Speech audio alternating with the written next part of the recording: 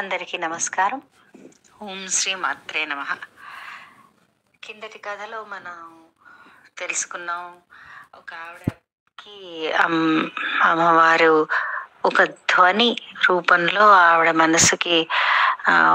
మనసులో ప్రకటితం అవడం, రాత్రి పుట్ట కలలో ఆవిడకి తెల్లారేసరికి అది పాటగా రావడం, ట్యూన్తో సహా రావడం, అది ప్రాచుర్యం పొందడం, అందరిలో పాపులర్ అవడం, ఇది మనం తెలుసుకున్నాం కదా.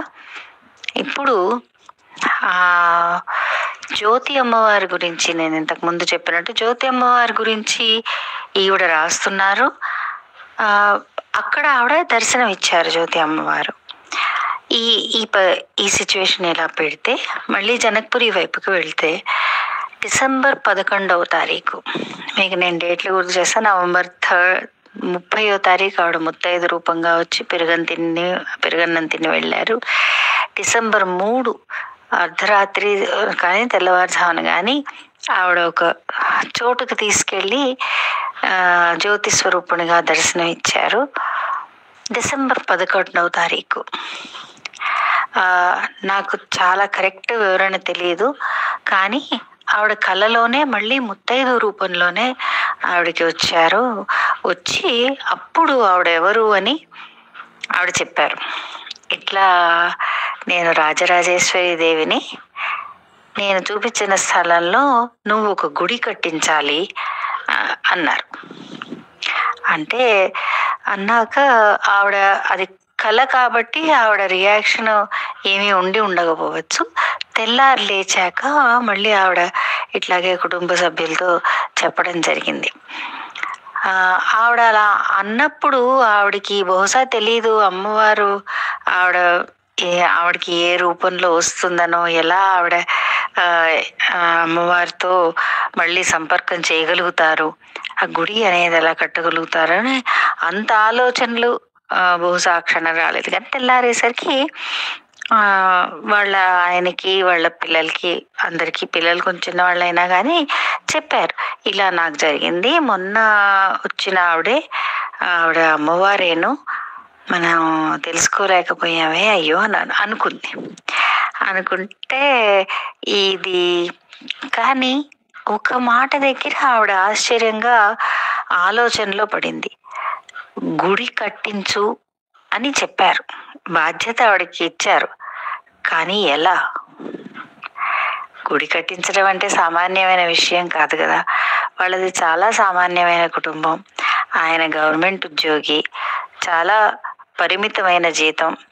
ఆ జీతంలో వాళ్ళు 3 పిల్లలు, ఆవిడ కాలక్షేపం చేస్తున్నారు.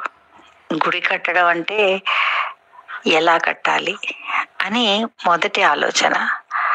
అసలు ఆ స్థలం గల వాళ్ళు మనకిస్తారా లేదా, ఎన్నో ఉంటాయి కదా.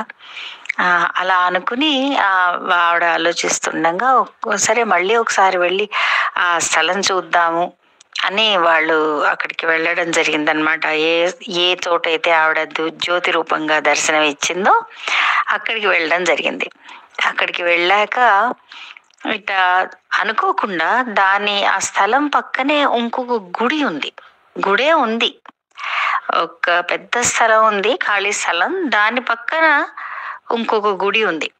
అంటే శివుడు, అమ్మవారు అందరూ కొంచెం నార్త్ ఇండియన్ స్టైల్లో కట్టిన గుడి. అక్కడికి కూడా భక్తులు వస్తున్నారు, పెడుతున్నారు. సరే కనుక్కున్నారు అక్కడ, అంటే ఆ గుళ్ళో వాళ్ళనే కనుక్కున్నారు. అక్కడున్న అథారిటీస్ని, అంటే కన్సర్న్డ్ అథారిటీస్ దగ్గరికి వెళ్ళి కనుక్కున్నారు. మొత్తం మీద ఆ స్థలం యొక్క డీటెయిల్స్, ఆ స్థలం అంటే మనం తీసుకోవాలంటే ఎలా తీసుకోవచ్చు, ఎంత అవుతుంది, అసలు ముందు దాంతో మొదలు పెడదాం, స్టెప్ 1 అని చెప్పి వాళ్ళు వెళ్ళడం జరిగింది మున్సిపల్ ఆఫీస్కి. వెడితే సరే ఆ మున్సిపల్ ఆఫీసర్ని కూడా తీసుకొచ్చి చూపించారు. మాకు కావాల్సిన స్థలం ఇదండి, దీని ఓనరు ఎవరో మాకు తెలియదు, కానీ ఇది అమ్మవారి ఆజ్ఞగా ఇక్కడ గుడి కట్టించమని మాకు ఆజ్ఞ వచ్చింది అంటే చాలా ఆశ్చర్యకరంగా ఆ గవర్నమెంట్ అఫీషియల్ కూడా వీళ్ళ వైపుకి తిరిగి, అమ్మా చాలా ఆశ్చర్యంగా ఏమిటి అంటే, ఇది గవర్నమెంట్ వాళ్ళ స్థలమేను, మున్సిపాలిటీ వాళ్ళ స్థలమే, ఇది పబ్లిక్ ప్రాపర్టీ, ఇది ఎవరు ప్రైవేట్ వాళ్ళది కాదు. అన్నిటికంటే ఆశ్చర్యకరమైన విషయం ఏమిటి, ఈ స్థలం కూడా ఇది గుడి కట్టడానికి నిర్ణయింపబడిన స్థలమేను. రికార్డ్స్లో ఫార్ బిల్డింగ్ అ టెంపుల్ అని అది రికార్డ్ చేయబడి ఉంది. అందుకని ఆయన అసలు వచ్చిన ఆఫీసర్ కూడా చాలా ఆశ్చర్యపోయారు. అంటే ఇది గుడి కట్టడానికేనమ్మా, కానీ కొన్ని పర్మిషన్స్ అవి క్లియరెన్స్ అది తీసుకోవాలి అన్నారు.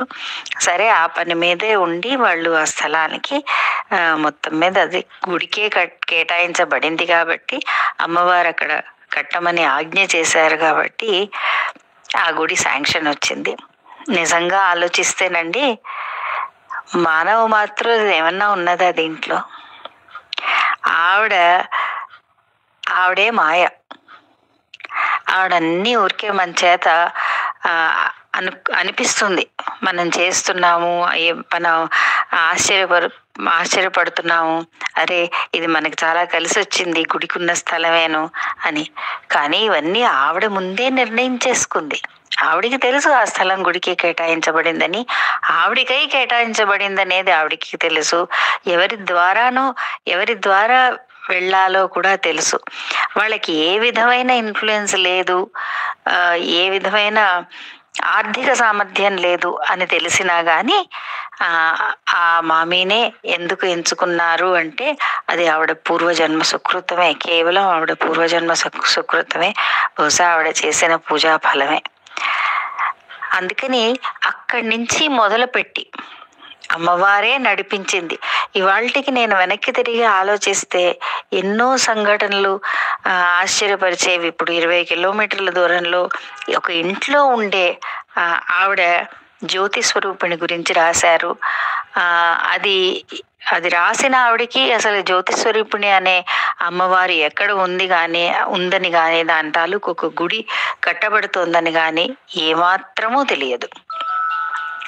సో ఆవిడ లీలలు ఎంత చిత్రంగా ఉంటాయి అనేది మేము మా చిన్నతనంలో స్వయంగా అనుభవించడం అనేది మా జీవితానికి అది చాలా అదృష్టంగా నేను భావిస్తాను. ఈ గుడి కట్టడంలో వాళ్ళ మున్సిపల్ శాంక్షన్ దొరికాక అందరికీ ఆ మాట అందరికీ నెమ్మదిగా ఈవిడ పాటల ద్వారా, తర్వాత ఇట్లాగే పబ్లిక్గా అందరూ మాట్లాడుకోవడం, తమిళ అసోసియేషన్స్లో, తెలుగు అసోసియేషన్స్లో దీని ప్రస్తావన రావడము, ఇదంతా జరిగింది. మా అమ్మగారికి తెలుసు, ఈ అందరూ పూజలో ఇట్లా విశేషాలు చెప్పుకుంటూ ఉండేవాళ్ళు. ఇట ఆవిడే వచ్చిందిట, ఎంత అదృష్టమోనో, ఆవిడ గుడి కట్టమన్నదిట, ఎక్కడో జనక్పురిలో, అది మనకి చాలా దూరం. ఇవన్నీ అనుకోవడం మా అమ్మగారికి తెలుసు. ఇంటికి వచ్చి మా నాన్నగారికి చెప్పాలి అని అనుకున్నప్పుడు చిన్న సందేహం. మా నాన్నగారు ఒక గవర్నమెంట్ ఎంప్లాయీ, మేము కూడా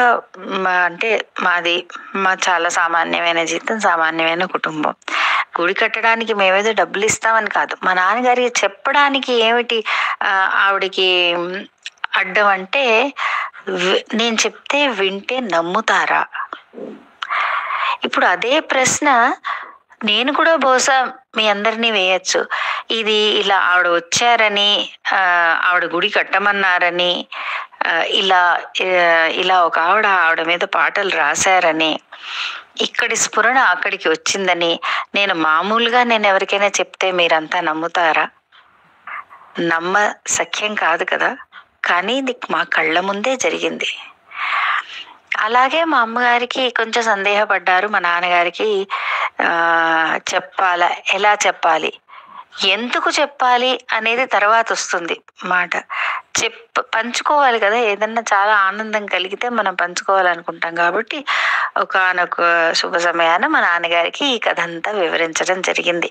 ఇట్లా జనక్పురిలో ఆవిడ అమ్మవారు ప్రత్యక్షమై ఒక ఆవిడని గుడి కట్టమన్నారట అని. అప్పుడు మా నాన్నగారు విని ఊరుకున్నారు.